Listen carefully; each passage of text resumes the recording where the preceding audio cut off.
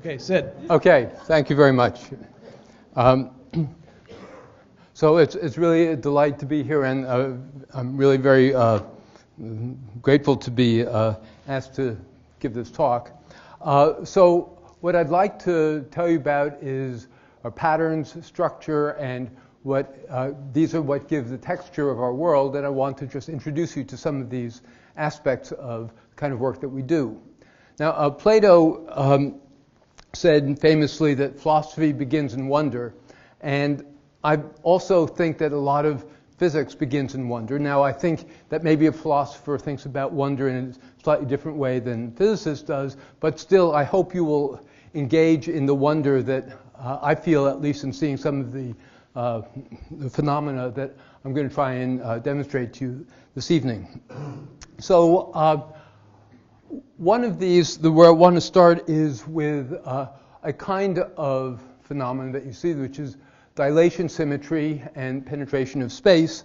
And a lot of these examples probably look pretty familiar to you. So here are tree branches against the sky.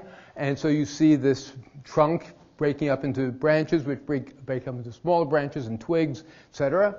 Here in the middle, we have a river network seen from satellite or plane, and you see again that same kind of structure where you have tendrils coming together into larger and larger tendrils until you get to the sea. On this one here, this is a smaller object.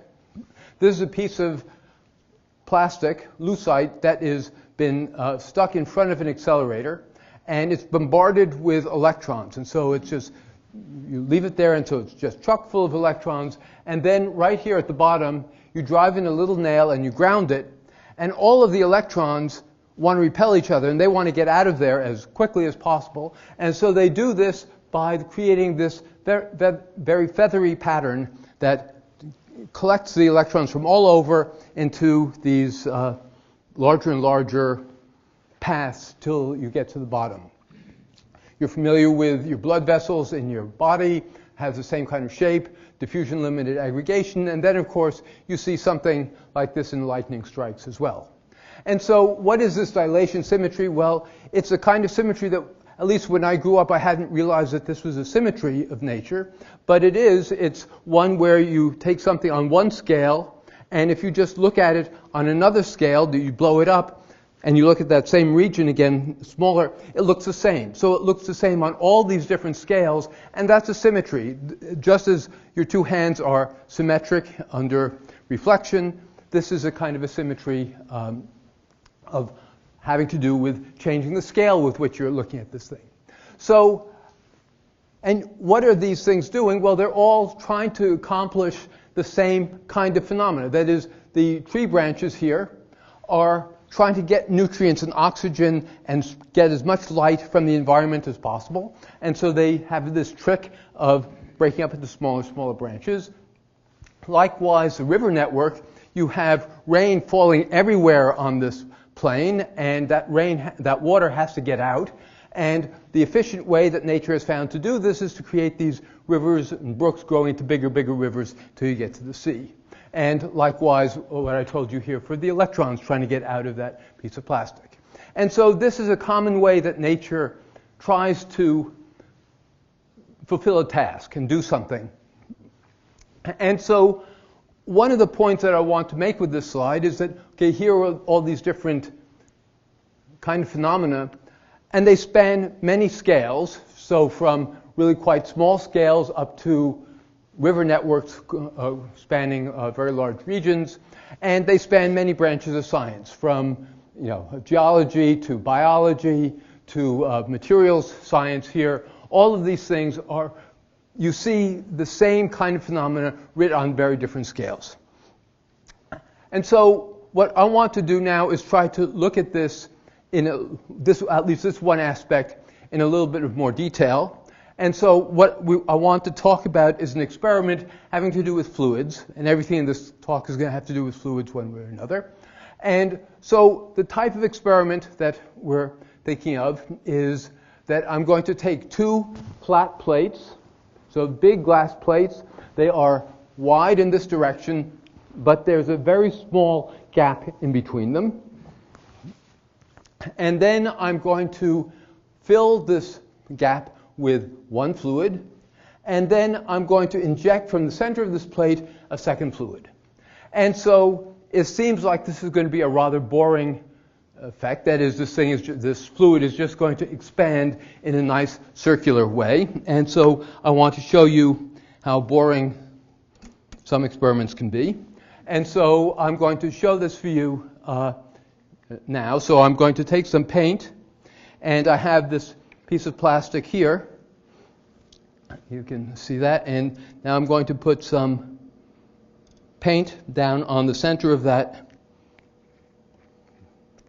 disc. And now I'm going to take this other piece of plastic and press down on it. And so we will see that it does indeed do what I said it does, that it goes into this very boring but nicely circular pattern. Okay, so this part is okay. No big surprise here. But what happens when I pull this up?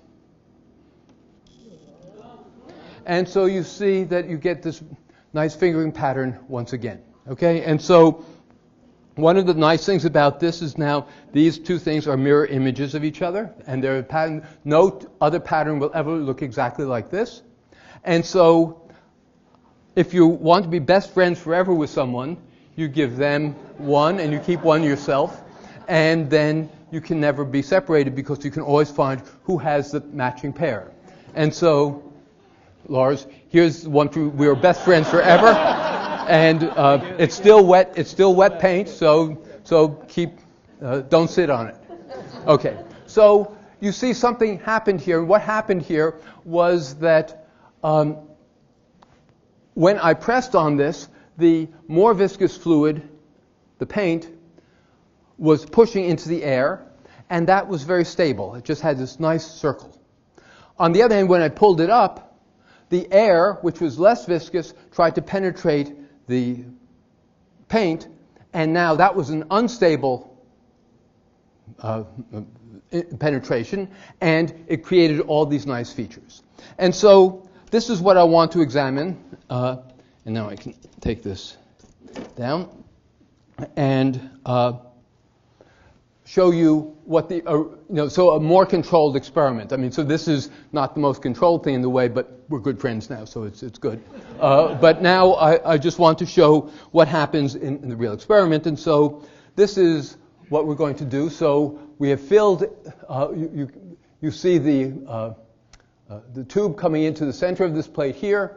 You're going to see when I start the movie that the blue comes in and penetrates the other liquid that's already here. The other liquid is transparent, so you don't see that very well. And so, here it goes. And so you can see that the blue is penetrating into the other liquid outside, and so you get this beautiful fingers that come out, and these fingers then break up into smaller fingers over and over and over again as this system expands forever. Okay, and so this is unstable if the inner fluid, the blue one here, is less viscous than the outer fluid. And if it were the other way around, it would be stable, and you would get this pattern. Now, what stabilizes this and gives it what that particular shape is? Well, there's one thing that we're going to be using throughout this talk, which is this idea of surface tension. So surface tension is, I should just remind you what surface tension is if you don't know it. If you have a blob of liquid, it doesn't just go everywhere. What it tries to do is make itself into as compact a object as possible, a sphere, because that minimizes the surface area for the amount of volume. And so it's a surface tension which is pulling all that liquid into the smallest surface area possible. And so that's what surface tension is doing. And in this case, what it's doing is it's providing the one and only stabilizing force for this pattern. That is, if I didn't have surface tension, the theoretical expectation is that these fingers would get thinner and thinner and thinner because there's nothing to stabilize against very, very sharp points. And so we wanted to then look at what happens when we get rid of the surface tension. And so we went and we did the same experiment. We're keeping everything the same except the surface tension. And so in this top row of figures, we have patterns made from two fluids with increasing viscosity ratio of the inner fluid viscosity to the outer fluid viscosity. But above here and below here, it's the same viscosities. So everything is the same between these two, except that these are immiscible fluids. These are fluids which will not mix. And below are fluids that have no surface tension because they're miscible with each other. That is, it's easy for one fluid to mix with the other, and there's nothing trying to hold it up into one particular shape. And the thing I want you to see here is, I guess there are two things. One is that there's a real surprise here. That is, if you look at this picture versus this picture and you ask which one is more stable, you look and you see, well, there's this inner region here which is fully displaced, so that's some measure of how stable this thing is.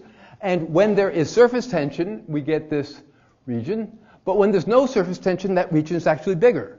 So this is exactly the opposite of what we expected. We expected the miscible fluids to be much more unstable and breaking up all the time, and we find that they're actually more stable than the, looking at it from above like this, than the ones that have surface tension at the normal miscible fluids. So what this is supposed to show you is that removing that one stabilizing effect stabilizes the patterns. It makes these patterns stable where they wouldn't have been before. And so these new length scales emerge of something about how long these fingers are compared to the rest of the pattern. And so what I want to now look at is a little bit in detail of what a movie looks like in the two cases. One where I had a viscosity ratio down here compared to one up here, and just see what the difference is. And so here is one movie, and so this is one that has the it's quite unstable. It's a low viscosity ratio. And now I'm going to look what happens here when I've just increased that viscosity ratio and see what we have. And we see something that looks really quite different, and something that if these are fingers, this doesn't deserve the word finger. These are stubby little guys, and they're toes, right? They're not, they don't have any, well, they're toes. And so what we want to do is understand something about what's happening here. And one of the things that you can see here is that these toes have certain characteristics. They're flat, they're stubby, but they also don't split. These, every time the fingers got wide enough, they split again, and then those grew and got wide, they split again, over and over again. You got many generations of this pattern. Here, the instability turns itself off. It does it once, and then it's used up all of its ability to create patterns. And so, why am I telling you this? And one of the things I'm going to be trying to tell you throughout this lecture is something about how we see things at this, on these tabletop experiments, and they really have relevance to other areas of physics or other areas of science. And this is one of the examples that I want to show you. So, have you ever seen a pattern like what I showed you before? And you might not have thought about it, but there is one pattern that you are very familiar with, and that is what you look like when you were a kid and as you grew up to an adult. And here are these 4 images of this, and it's quite clear that the adult is basically just the small kid blown up to a larger scale. There are small changes. The head is not quite as, the head doesn't grow quite as fast as the other parts. But, you look at a baby picture and you can tell that was you. So it is something that you're quite familiar with. And basically biology does this over and over again for all mammalian growth. This is how little baby mammals grow into big mammals. So what does this have to do with what I just showed you? Well, if you look, whoops, that's the wrong way. If you take a picture of this, that last movie I showed you, but one at early times, one at intermediate times, and then the final picture here, and I just take this and I just try to expand it. So this red square gets expanded to the same size as the blue square, and so, etc. And so then what do we see is, when I've done that, this features look almost identical to these. That is, on all scales, you see little features here that are repeated over and over again. They're not all the same. I can see the little, wrinkles on one of these toes here, and they're repeated over and over again. And so you see this, the same thing happens as the system grows. And so why is this interesting? Is because, familiar as this was to you about mammalian growth, we have no other, except for this, physical example of this kind of phenomenon, this idea of proportional growth. So we have no physical way of how do we begin to try and understand this kind of phenomena, and this is the first example that we have in the physical world, as distinct from the biological world, where this kind of phenomena exists. And so this, because this is part of a memory conference, I want to emphasize that this is a kind of a memory that the system has. It's a memory of what the early shape of these fingers was, and that remains throughout the whole lifetime of this spreading liquid. Okay, so this is one of the types of phenomena I want to show you tonight. Now I want to talk about another one, which has to do with liquids trying to break apart. And so if I look at this, this is a picture of a water drop hanging from a platform up above, and it's in the process of trying to separate. The liquid on here is going to fall off from the liquid up above. And so what's remarkable about this? Well, this is still connected here, but just a slight instant later, this will be disconnected, and we know that that's a real change. The topology of this thing has changed. It was one singly connected, and now it's two separate pieces of liquid. Okay, so what else do we know about this transition? It's a topology change, but also if we look just at this region here, that neck has shrunk to zero at that point. That is, up above it's some finite amount, but in order for this thing really to separate, that neck has to really shrink more and more and more until it actually goes to zero. If it didn't go to zero, it would still be connected and I wouldn't have had the transition. So if this thing breaks apart, this radius here has to shrink to zero. And if it shrinks to zero, then one thing we know about using surface tension again is that the surface tension times the curvature, which is now 1 over this radius, so it's infinite, that's the pressure difference between the inside and the outside of this fluid. So that's just a fact of fluid mechanics. And so what this is saying is, on the way to this transition, we're getting an enormous change. That is, the forcing has suddenly gone infinite just at that point where this neck is going to zero. And so we have infinite forcing at this point. And so how do we begin to understand this problem? And so, there are computers all over the world trying to simulate this. And so you simulate it on one scale. And so you want to get closer to the singularity, so you get closer. And so you work harder, and you have to get more points in that little region where it's getting closer. You still have to resolve this thing. And you work harder, and you got a little closer. But that's not good enough, so you go a little harder and you get a little closer. Work harder, get a little closer. And it's Zeno's paradox all over again. No matter how hard you work, you don't get to the singularity. You can only approach it. You don't get to the other side. And so computers are all struggling to do this. And then you look out the window, and you see a drop hanging there, and it just drops. And, nature is not trying to think, well, what do I do now, and should I compute something? It just does it. And so the fact that we go through all of these conniptions to try to understand this means that there's something we didn't understand about how this drop breaks apart. That is, if we did understand it, we wouldn't have to, we could do what nature does, but not understanding this, we're stuck on one side of the singularity. And so that was what we were trying to figure out, is how do we understand this breakup event in this case. And so is this relegated just to drops? And so again, I want to point out that there's connections to other areas of physics. And so here, this is maybe the most famous image taken by the Hubble Space Telescope. This is the star-forming region of the Eagle Nebula. And what's going to happen here? These kind of cylinder-type things are going to break up into stars.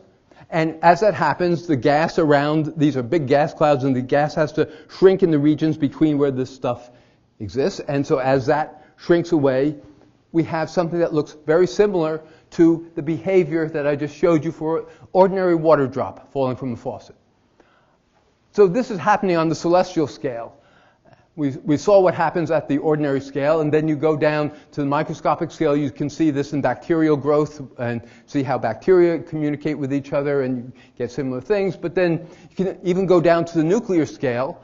And there at the nuclear scale, you know it's a smaller number of particles, but the same type of thing happens, that this is kind of like a liquid drop. And when that liquid drop breaks apart, that's fission. And fission is, again, an example of drop snap-off.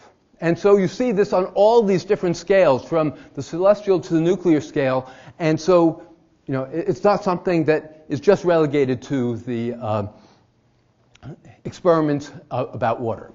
And so this is what we wanted to start studying about. And so I should tell you just the first part of this is this liquid going to be unstable to anything? And so the idea is, suppose I took a cylinder of liquid and I ask, is that stable? And well, you already know the answer because I just told you that is surface tension is going to try and make it into a ball, right? But I'm not going to let that happen. I'm going to try and hold the liquid at this distance and have that cylinder, and with the sides, the ends held at that distance apart, I want to ask, is this cylinder now stable? And there's a simple calculation that you can do, which is just to ask, well, how much area does it have? Because the more surface area it has is more expensive for the thing, and so it's going to try to shrink the surface area if at all possible. And so you just compare the surface area of a cylinder to a cylinder that has a slight waist to it, so it's a little thicker at the top and the bottom and a little thinner in the middle. And you have to keep the volume fixed throughout because the liquid has to stay there. I can't get rid of the liquid, but I'm just changing its position slightly. And if you do this, you can find out by simple calculus that the surface area actually decreases if the length of this cylinder is greater than the original circumference. And so if that happens, if the cylinder is long enough, this thing starts to go unstable. It goes into this shape. And then the curvature in the middle is even larger, so there's more force there, and it feeds on itself, and it runs away, and this thing really starts to break apart.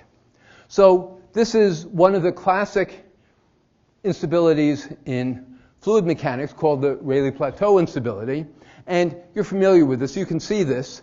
And so what I'll ask you to do is to take your fingers and stick it in your mouth and get some spit on it. And look. Okay, so you're all a little shy. So what I'm going to ask you to do is tonight when you go home and no one's looking, go to the bathroom, lock the door so no one can watch you do this.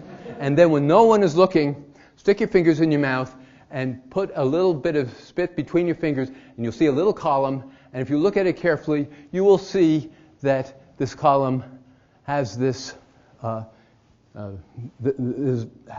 this starts to ball up into a little sphere in the middle of this thread. And so, because I was pretty sure you'd be too shy to do this, but I don't know why. I can do this in front of you, but you don't do it. No one was watching. But I want to have a picture so you could see what you would have seen. And so this is what you would have seen. So this is a spider. This is a bolus spider, so it's not the ones that make webs, but it's a different kind of spider. And so what this spider does is it extrudes this liquid into this drop here, and there's this long thread of gunk that goes from here to its leg. And what you're supposed to look at is, looking along this thread, you see this blobbiness. That's this cylinder breaking up many, many times into, because of this Rayleigh-Plateau instability that I just told you about, that's what's happening here, that it's getting many different balls as this thing has separated many, many different times. Okay, and so this is my excuse to show you about the bolus spider, but it also shows you something about that you've seen this kind of thing before. Every time you go out in springtime in Chicago, at least springtime in Chicago, you have spider webs out there, and after a nice cool night and you have dew everywhere, you see that the spider web in the morning is decorated with these beautiful little drops of liquid. That's just the same thing happening, but in a more conventional thing that you know about. Okay, so this is how this instability starts, and then it ends at some point. And so what we're interested in is, how does this instability end? And so what I have here is two pictures of just the end point, as close as we could get to where the drop was breaking apart. And these two things look nearly identical. It's hard to tell apart.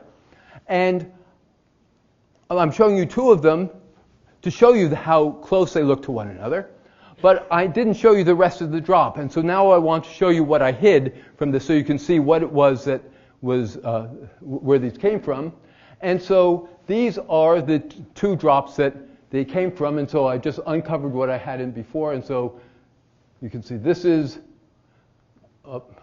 this region here, and this was that region there. So it's the same thing. It looks the same, but they look very different because what I did with this photograph was I turned it upside down.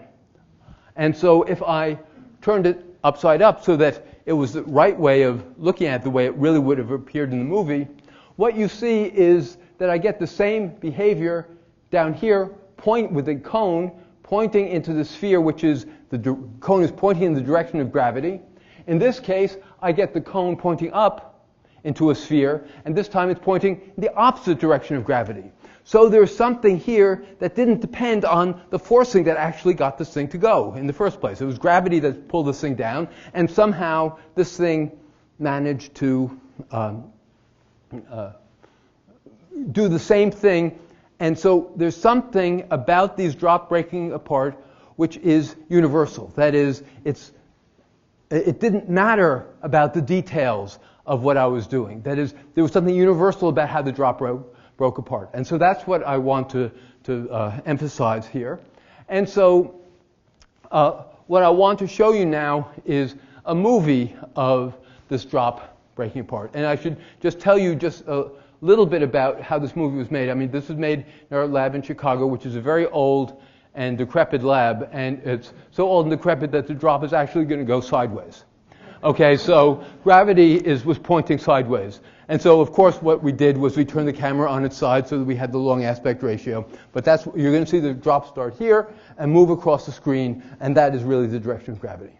The other thing is that this was taken around 10,000 frames a second and played back at 30 frames a second, so it's a few hundred times slower than what would really happen in real life. And so this is what happens. And so from here to here is about 1.5 centimeters. It's being pulled down. You will see the cone pointing into a sphere in a little bit, right around there.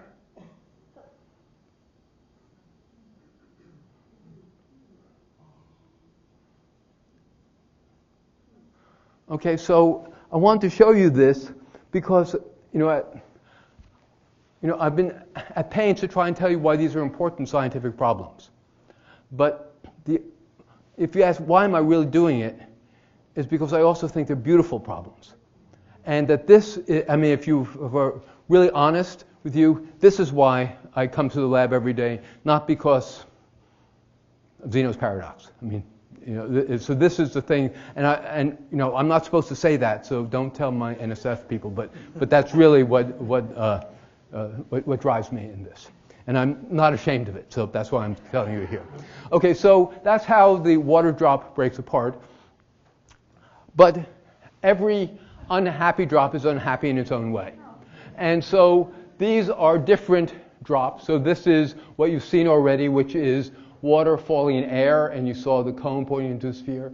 This is basically just a more viscous form of water. That is, we took what's called glycerol and mixed it with some water. So glycerol you're familiar with because you can buy it at the grocery store or the drugstore, and you can either use it for making cosmetic things, but also to make stronger soap bubbles for your kids if you want to make big soap bubbles. And you probably have a little bit more intimate knowledge of this because I've been told that McDonald's puts it in their shakes to give it that je ne sais quoi de McDonald's. I mean, it's they call it body, we call it viscosity, but it's the same thing. So this is a more viscous form of water falling in air, and you see the shape is very different. That is, it's a long, long cylinder, and then it goes unstable and forms a thin thread. And if we had taken another picture just slightly later, you would have seen this thread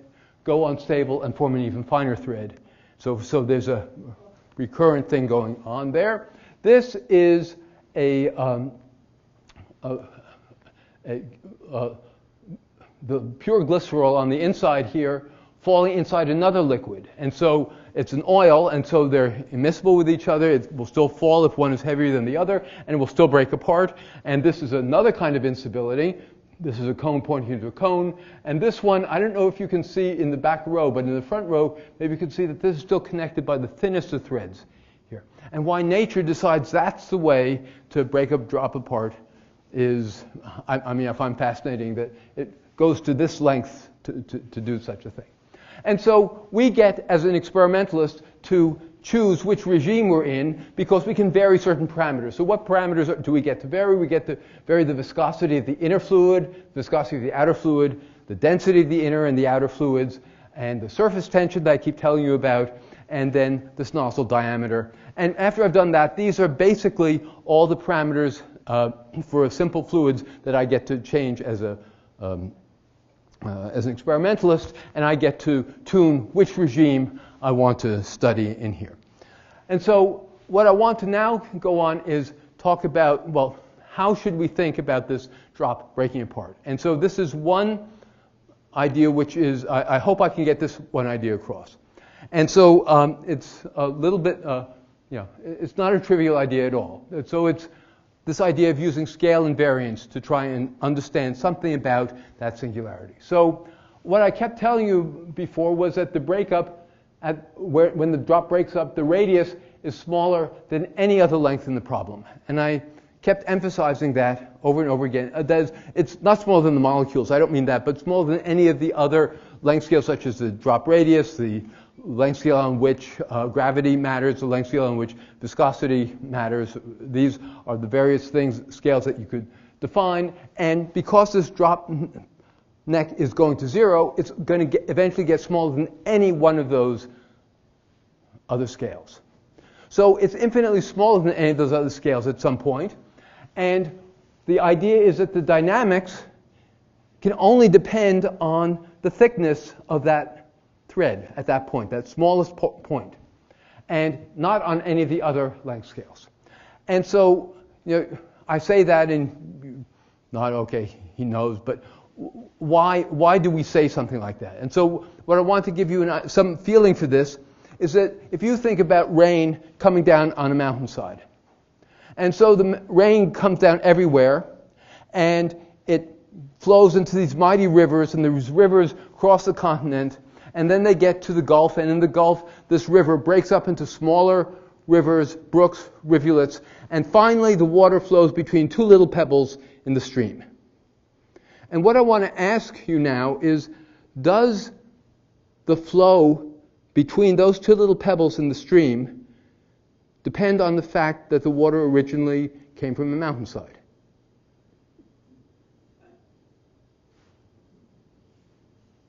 No, it doesn't make sense, right? It's forgotten all of that information. It can't keep that information because that was so long ago, that stuff has been erased because it's on a different scale than the scale at which the real thing matters. And so that's the same idea here. That is, the neck is the smallest thing in here, and the flow in that neck doesn't care about those other length scales because they're irrelevant at this point. And so the flow only depends on that shrinking radius, but that shrinking radius depends on the flow, which depends on the radius, which depends on the flow, which depends on the radius, which depends on the flow, radius, flow, radius, flow, radius, flow, radius.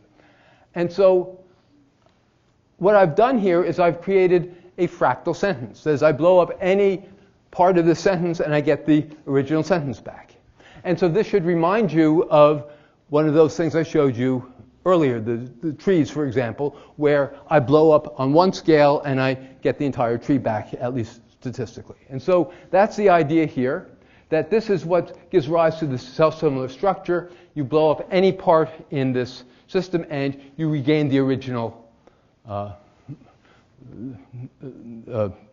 form back that we're talking about. And so this is what gives rise to these universal shapes. And so our job as experimentalists was to try and go and see if this worked. And so what I want to show you here is what the mathematics of that picture that I just showed you was. And it's this particular form. What it's saying is that there are two length scales at this point. One is this scale, and the other is this scale. And what I get to do is, if I know what the shape is at one point, if I want it at a later time, I just multiply this scale by something to get it smaller, and I multiply this scale by perhaps something else, and I just do that over and over and over again, and I can get as small as I want. And so this is a data, and I don't want to go into what this data is, but the reason I'm doing this in a public lecture is because you should realize that what we do is not just taking pretty pictures, but that this is painstaking data to get each one of these points to really be able to understand what that's doing. And so there is real data behind all of the pictures that I'm telling you, and this is just the placeholder for all of the data that I'm not showing you tonight. Okay? And so again, this emphasizes what is universal. And now you ask, well, is this picture truly the case? And then ask about, well, what happens if I did the opposite of what I just did? So before, remember, we were talking about water falling in air. Suppose I did the opposite of that, which is air rising in water, otherwise known as an air bubble rising. And so this is work that was done by Nathan Keim, who is back there. And so he did this when he was with us. And so what I want to show you is a very careful experiment that he did.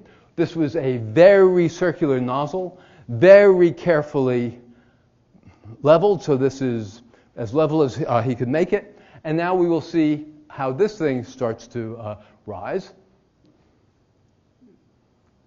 And so it's rising. You get the same kind of thing. And you can see a little drop went up, hit the top, and comes down. It's, again, a beautiful set of a beautiful movie here. But what was bizarre about what I just said was that I went to great pains to tell you that Nathan did a very careful experiment and very circular and very balanced. I didn't tell you that about any of the other experiments. I mean, I just said this is the way it was. So why did I tell you that about this case? And the reason I told you that about this case is that there's something fundamentally different here than in that other case.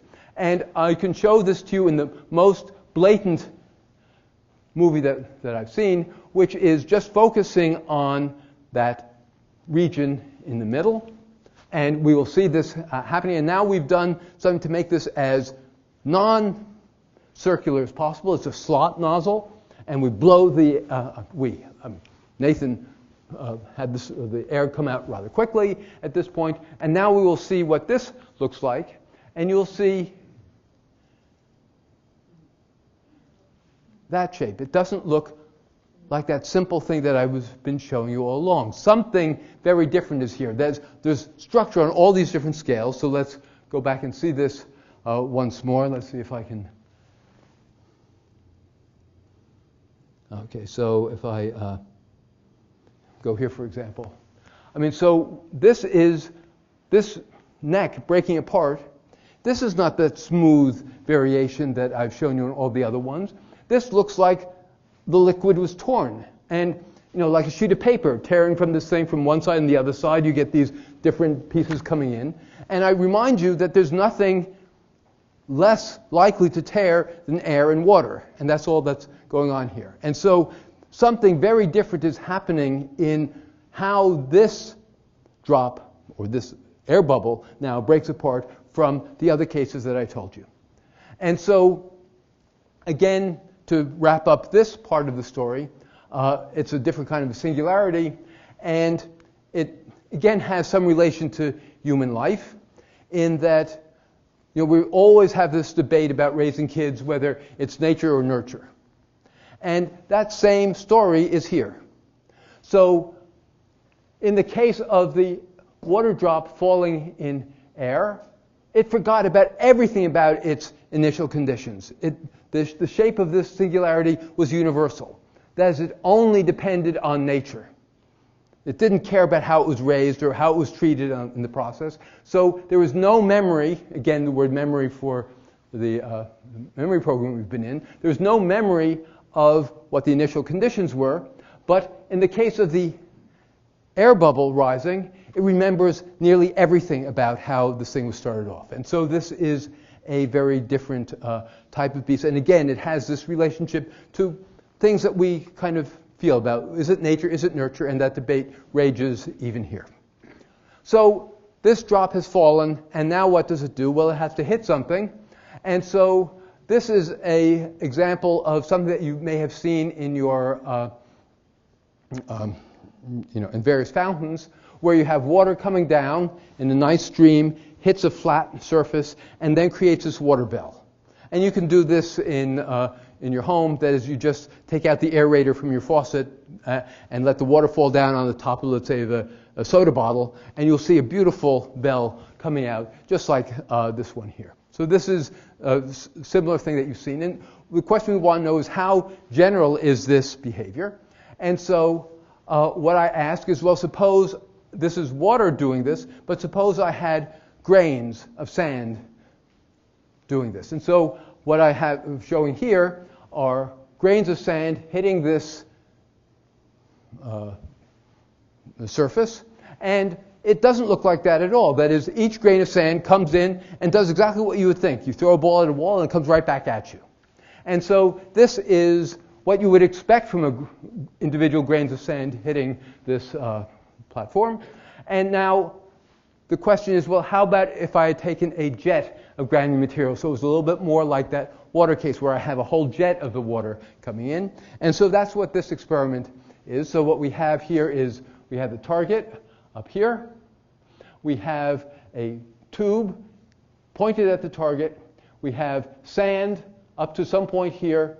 And we have pressure back here. We suddenly let the pressure go, and we just spit out this whole jet of white sand. And so the white sand starts here.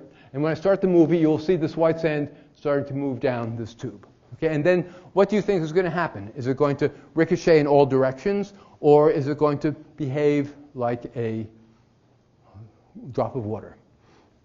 And so here is the movie, and so watch this white sand coming down. Hits the target. And so it's behaving like liquid. That is, it's not curling up on itself because there's no surface tension here, but it is going out in all directions in this very, very thin sheet, just like that water bell was doing, that very thin sheet in all directions. And so that's what's happening in this case. And so what changes between that single particle and these many particles, with the individual particles hitting the wall and coming back at you, versus the liquid, or that the jet, was that it was the thing that we needed to know was how many particles are in the diameter of that tube. So there's how many particles are in that cross-section. So if we have very small particles, 100 microns, so this is 1/10 of a millimeter, we get this very nice thin sheet. If we make it 5 times larger, you begin to get fireworks. When it's 20 times larger, you get this thing really sparkling all over the place. So the granular material is really behaving a lot much more like these individual particles coming back and forth and hitting yourself. Okay, so again, what does this have to do with anything else that I want to tell you about here is that there's, again, a relationship here to a variety of other areas of physics. And so I was able to make a liquid, and I was able to do this without any attraction. The granular material wasn't attracting itself anymore, any more than it was before. And we know granular material is not like a fluid, and it's not due to confinement, as if I was holding this thing in a box and holding all this stuff together, and so that it might look like a liquid for that case. But it's just the kinematics of the situation which is driving this thing to look like it was a liquid. And why is that interesting? Well, it's a classical analog to a very famous experiment that was done a few years ago and still going on at the Rick Collider at Brookhaven and at CERN, at LHC. And this was heavy ion collider physics, and what they did was they took 2 heavy nuclei, 2 gold nuclei, and bashed them at each other as hard as they could, and what you get is a quark-gluon plasma. So this is the stuff at the very beginning of our universe, so this is where we all came from. And the big surprise that they reported was that the quark-gluon plasma was a liquid. And the reason that it was a liquid that they could tell was that as this liquid expanded, if there was a thin slot, it expanded in the directions perpendicular to that slot. That was the fastest direction. And so here we have a slot going in this direction, and this is looking at that same experiment from the back. And you see the same kind of behavior. So this is extending in the thin direction rather than in a uniform direction. And so this is the same reason that the quark-gluon plasma is the same reason for its being a liquid as this granular gas is liquid. And the only thing I would say is these experiments cost a few $1 billion, and I think ours came at $50. And so there's a slight difference, but we're not bragging. Okay, so this is one question about how this liquid is formed, and it raises interesting questions about what it means to be a liquid. So very fundamental questions that you get to at this simple tabletop experiments is to basic questions such as this. So how many collisions do you need to have for it to be a liquid, for example? Okay, so one other thing that drop could have done is if it had fallen on a plate, and then what you would get is a splash, right? So if that drop that had detached comes down and hits a plate hard enough, it's going to splash in all directions. Okay, so what we were interested in is, well, is there anything interesting in the physics of a splash? And so what I want to show you now is a movie of a drop splashing. So this is a drop of alcohol. It's about 3.5 millimeters in diameter, so a pretty small drop. It's dropping from something like this height. So nothing fancy about this. It's going to hit this at a few meters per second. Everything very normal, just ordinary stuff. And the one thing I should point out is that this white thing in here is nothing inside the drop. It's just that this drop is lit from the back, and so you see it's basically imaging the light source. And that's all that white spot is. So let's see how this drop breaks apart. Splashes, sorry.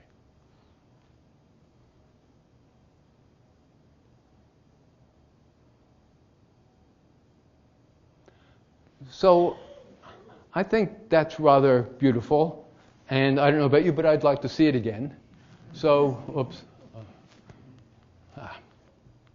So let's see it again. So it's coming down. As soon as it hits, it grows that corona, and that corona then breaks apart and splashes in all these different directions.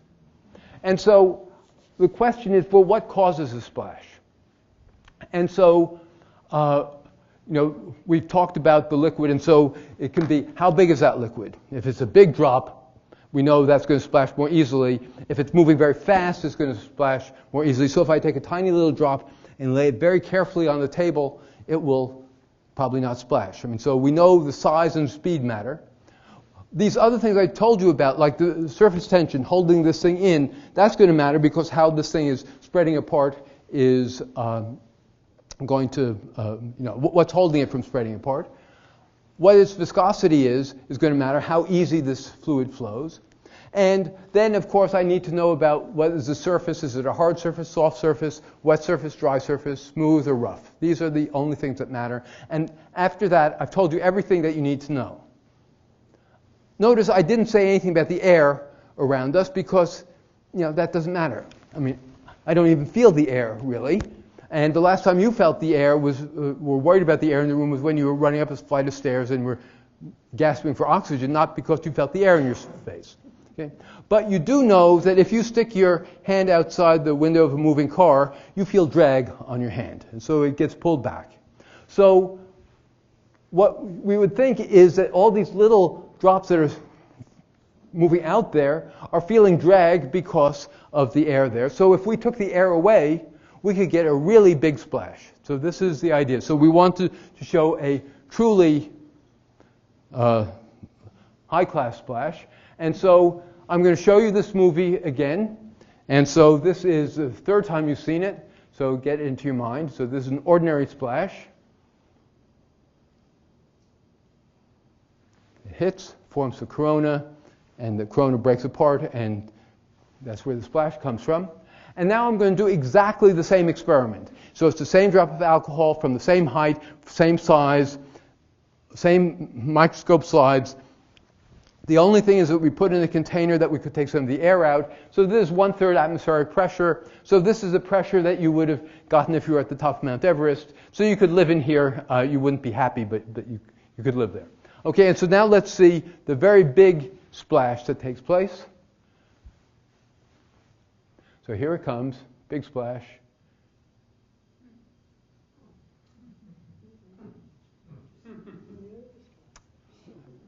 So in the words of Rabi, who ordered that, right? I mean, this is the thing, is that this was not supposed to happen. And so after this, we were on the floor laughing hysterically for about a month.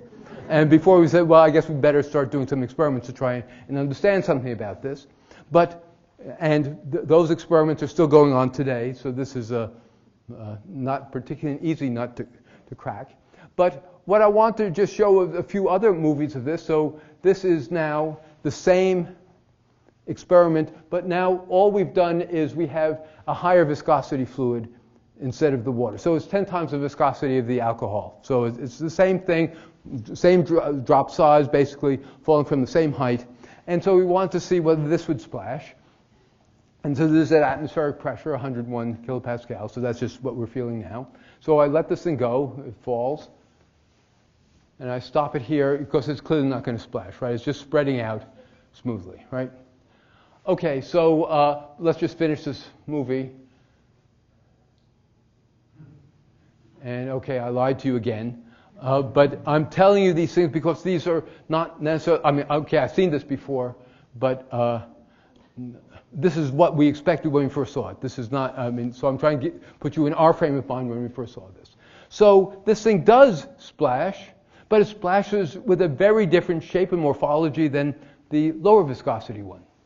And you can ask, does air matter there? And so we do this thing in reduced pressure, and yep, air still matters. That is, if I take the air away, it stops splashing. So this is a very robust effect. So that what this is saying is you will not get splashing on the moon.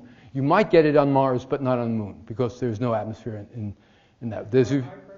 Pardon? High pressure. Everyone asks that, but do you know what high pressure is? It's another word for that is called a bomb. And so we try to avoid bombs in our lab, and we would do that if there was a reason to do it, but we haven't done that particularly.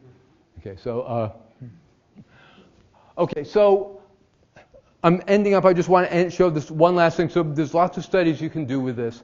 And so one of the questions that comes into this is, where does the air matter?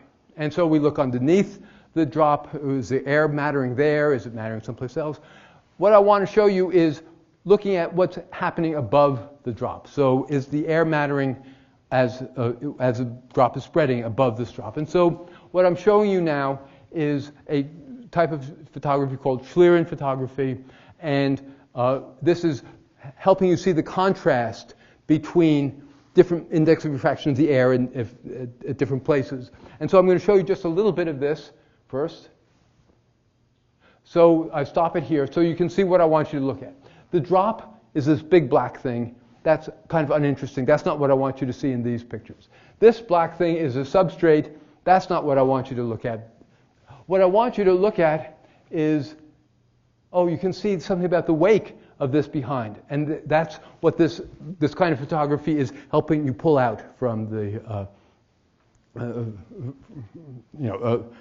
that you couldn't easily see with your eyes. Okay, and so now let's see this whole movie go. Now I'm not going to stop it, and you'll see the whole thing go.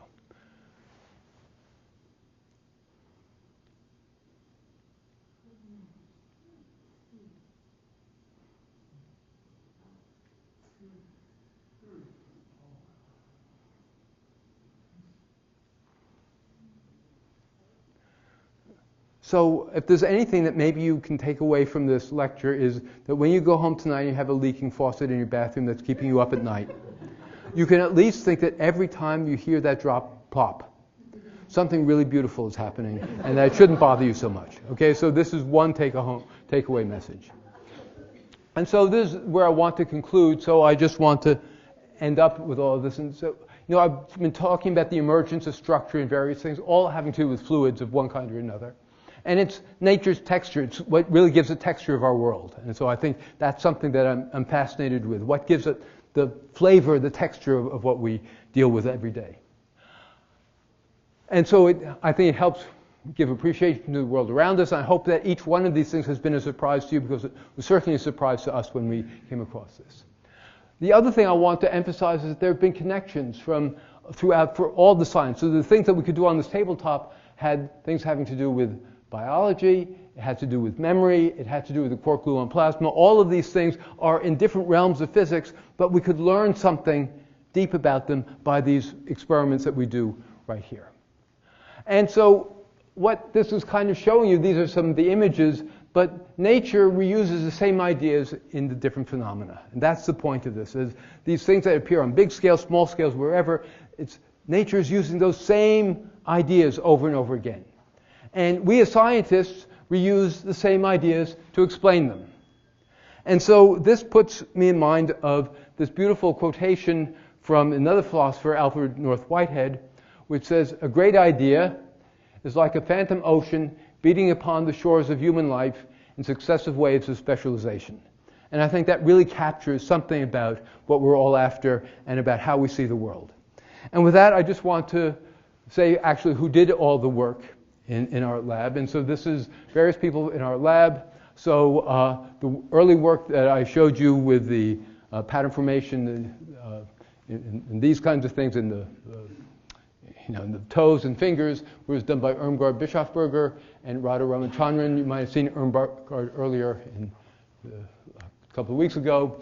All of the stuff on the drop breakup was done by these people, Michael Brenner, Itai Cohn, my colleague Wendy Zhang, and then Nathan, who we introduced back there, and Laura Schmidt, who was Wendy's student. The granular, the water dome, water bell work was done by Zhang Sheng and my other colleague Heinrich Jaeger.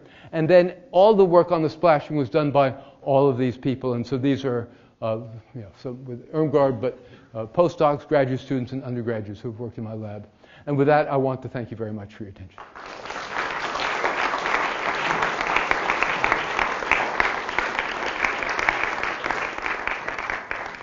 Okay, questions? Let me hand the mic. There's a mic in the back as well. I have two questions. The first one is, what would these effects, how would they change in zero gravity? And the other question is one that I think Feynman talked about it and tried to figure out, and I'm not sure he ever did, and that is, why does a spaghetti strand not break in two pieces when it's bent? I don't know if you know the answer to either of those.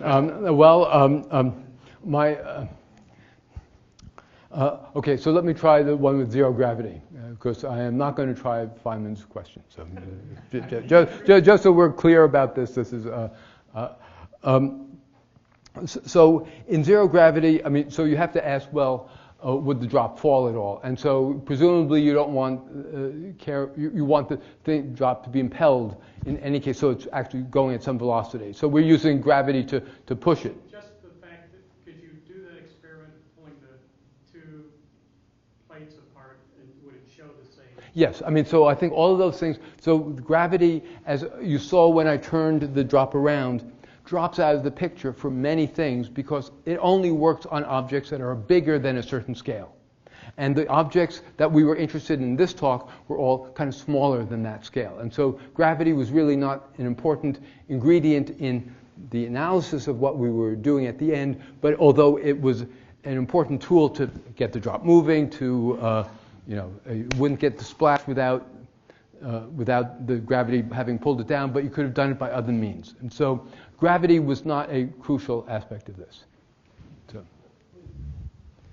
Have you tried this with non-Newtonian fluids? So we have... What is a non-Newtonian fluid? Non-Newtonian fluid is... so there are a variety of different kinds of non-Newtonian fluids. Everyone know what oobleck is? So oobleck is cornstarch that's been mixed with roughly 50% water, a third water, 50% water, something like this. And it's beautiful. You can walk on it because it withstands rapid motion. But if you can stick your finger in, if you stick it in slowly, and it has all sorts of beautiful properties.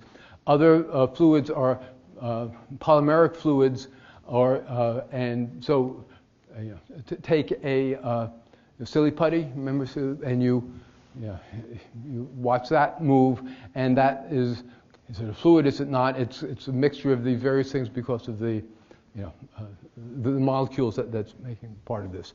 And so there are all sorts of things. One non-Newtonian fluid, which I did mention, was the granular stuff. Sand is a non-Newtonian fluid. To the extent that it's a fluid, it's really not behaving exactly like a Newtonian fluid. And so there are other aspects that come in because of the large size of the particles. So all of these, and everything in your kitchen is a non-Newtonian fluid, basically. I mean, anything that chemical companies have gotten their hands on is non-Newtonian. I can probably guarantee that.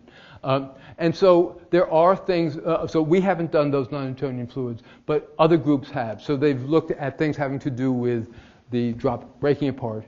And there are differences depending on what the constitutive laws are for that particular fluid. And there are different kinds of things. And so our emphasis here was to take the simplest thing and see if we could understand it. That was where we went. But then other people have gone and done more on that in these different ways. It still does the necking? So some things still do a necking. So if you put particles in, this thing comes down, it necks. So a granular, so a very dense suspension of grains in the liquid, then you can, where the grains then start poking out as this thing is falling, then you get kind of a fracture in some of those areas where this thing breaks apart. So, but you do get, until you get down to that particle size, you do get this kind of necking behavior. And there are various laws that people have been able to measure for that. I mean, there were different laws than what we got in this case, but they are. But you can analyze it. Now that you know something about how to analyze it, this gives you a way of doing that. Silly putty. Question. So we'll do something like that. I mean. In the Schlieren photography that you were showing, I was having trouble parsing visually the last part with the curling going on. Was I seeing half of it, and it's really like that all the way around? Yes. Or? So I am really surprised at how nice that turns out. Right? I mean, it's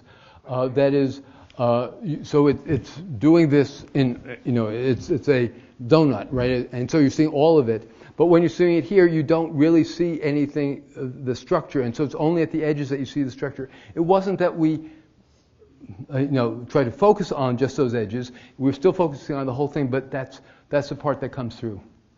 So that is, you're surprised, and I'm surprised too at that how nice that turns out. But these people were very good. Jim? How much of this is really a surprise to me, or for example, to Michael Brenner? Is the necking something that if he just put the best hydrodynamic equations on his computer that he would not see? Yes. So there are a variety of things. So when we worked with Michael on this, he was a student in the lab, and the computer simulations that were able to be done in those days were not very good at having two different viscosities. So that was one thing. And so that's something that's still a problem even now, to really be able to get big viscosity contrast in these phenomena. So that's one thing. The second thing is that in the, I showed one of these things, so let's see if I can go back to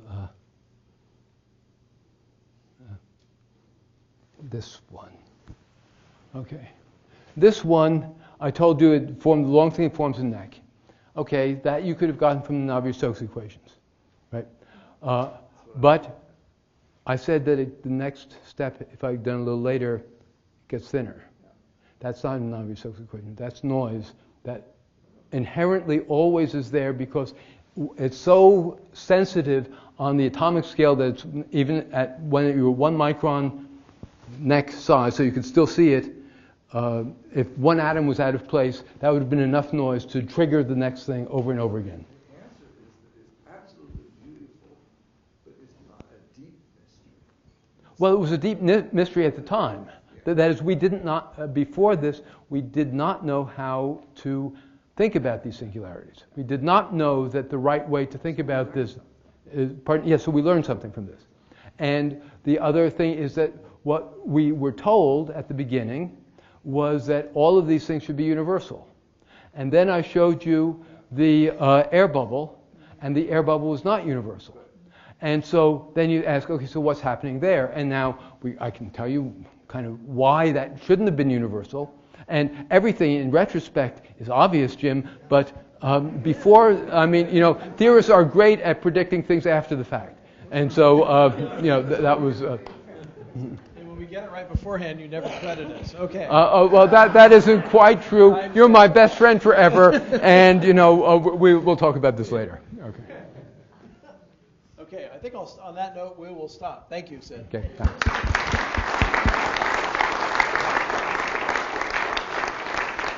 Let me just remind everybody we have cookies and drinks, etc., adjacent to the courtyard. So please don't leave it all for the postdocs.